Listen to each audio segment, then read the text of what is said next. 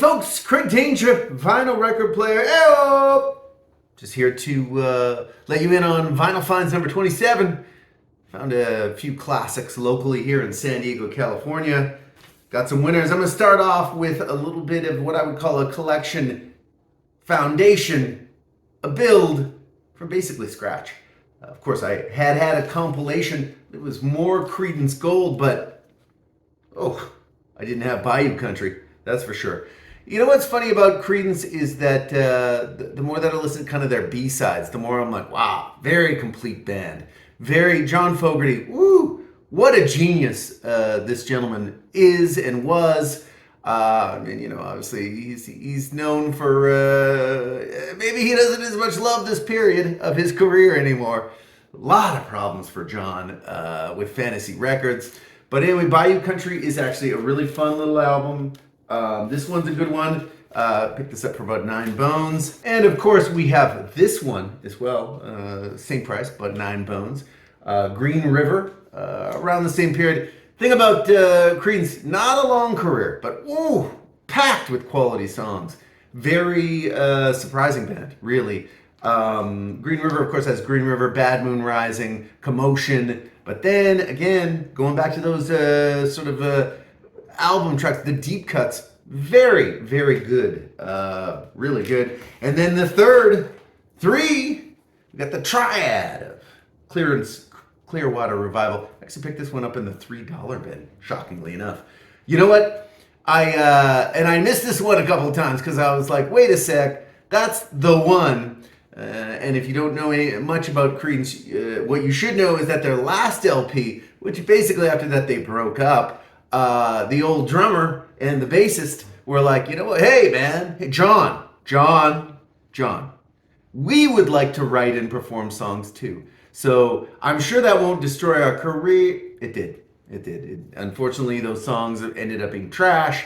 The last album, actually, I was like, I desperately want to avoid that. I've read many reviews, all of which are like, it stinks, except for the John Fogerty songs, which I think is kind of a little bit of an epitaph for Creedence, as basically before that final album, he did not let them put a song on, which I think it turns out was actually a good thing. Again, great cover art as well, at back and front. Who doesn't love Creedence?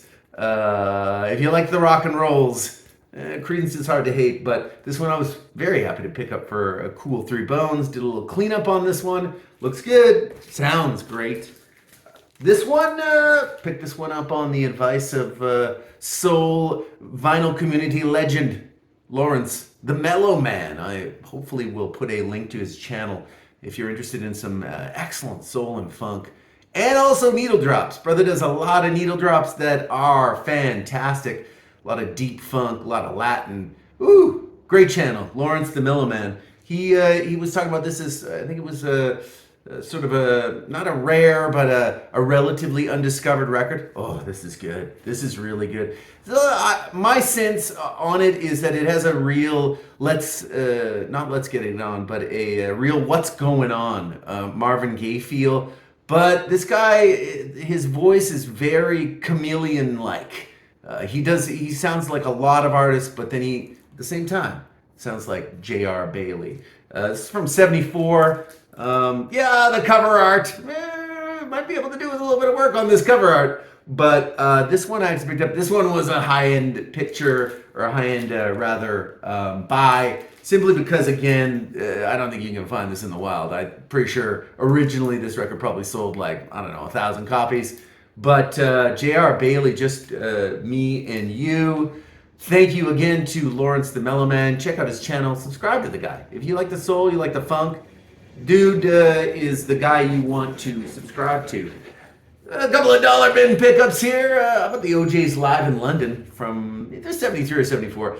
You know what? On first listen, I do not love this. It's there are good live records and then there are not good live records. And so far, it's a single album. I don't really love it. It's fine. But again, for $3, I'm certainly not going to cry. You're talking about the OJ's very much peak period. They're looking cool on the back. But yeah, like I say, I still would say if you're looking for some OJ's entry points in particular, you'll want to consult with Backstabbers and also with Ship Ahoy, which I think is their best album. A lot of people say Backstabbers.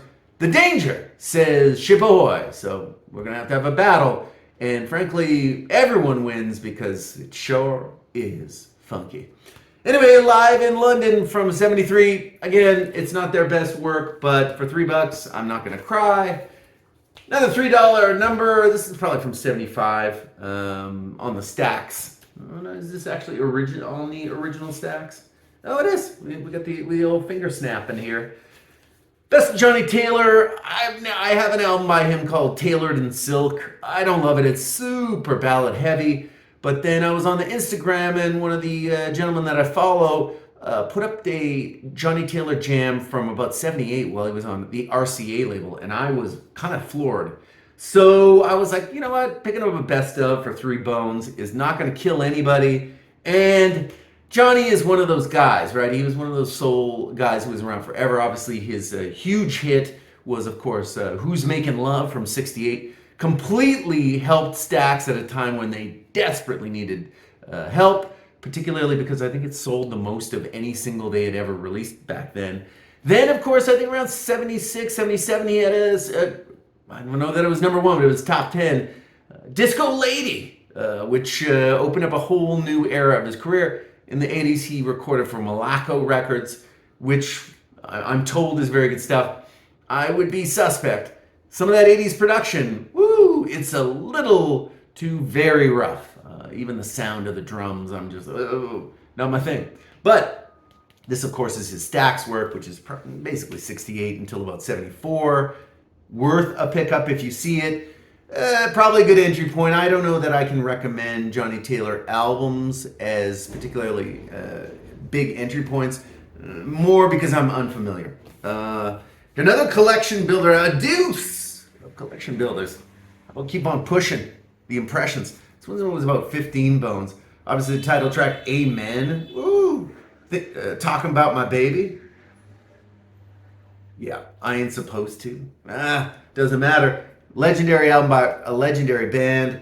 There's a great documentary on the YouTube about Curtis that has a lot of beautiful footage from the '60s of the Impressions doing a lot of their songs. Huge hit makers throughout the '60s. My issue with the Impressions albums is, unfortunately, these are like 27-minute dogs. Every single time they do but don't get me wrong, they did 2 albums a year, etc., etc. But these albums are only about 27, 25 minutes even. I'm sure there's 1 or 2. But this is a great one. And on that secondary tip, obviously, people get ready. The legendary title track can simply not be denied. Got some other ones on here too. Emotions, The Woman's Got Soul. Oh, that's a good one. Nice little shot of them on the back. This is probably circa 64, 65. Very good LP. Pick this one up for 15.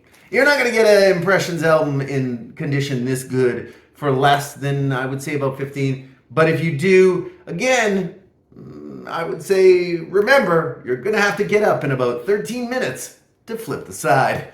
But on the other hand, it's Curtis. It's early Curtis. And of course, Fred Cash. I'm not remembering the other name.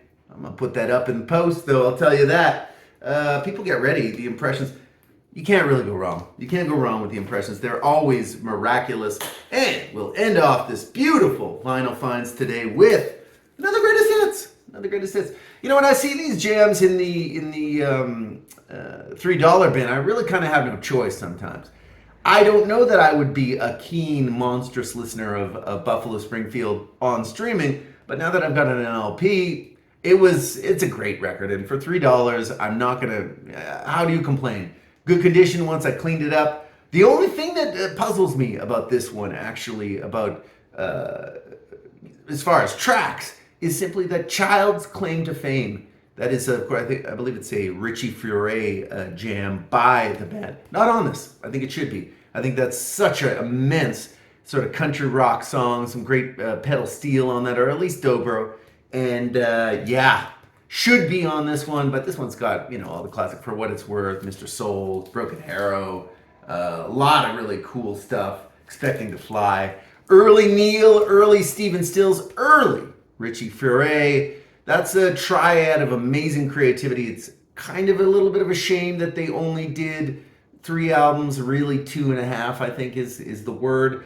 But you know what? Good, very, very good. If you see this, you may see this for $3. I would say this: if there's some kind of re-release and they're trying to command $45 for this, please do not ever, because this record is so available. This sold like a lot of copies, and unfortunately is in the used bins quite a bit. But like I say, worth a pickup. So yeah, that is my Vinyl Finds. Hey, subscribe. Subscribing is free. We're not asking much. Just a little click. Oh, subscribe. Done. See? That easy. Good. Now with me. Good. Okay, you don't have to. You should. But at any rate, thank you again for watching this edition of Vinyl Finds. It always is a joy. I'm trying to, again, bring down the Vinyl Finds, but these $3 bins keep on smacking me with incredible value. What is the danger to do? That's always a big question.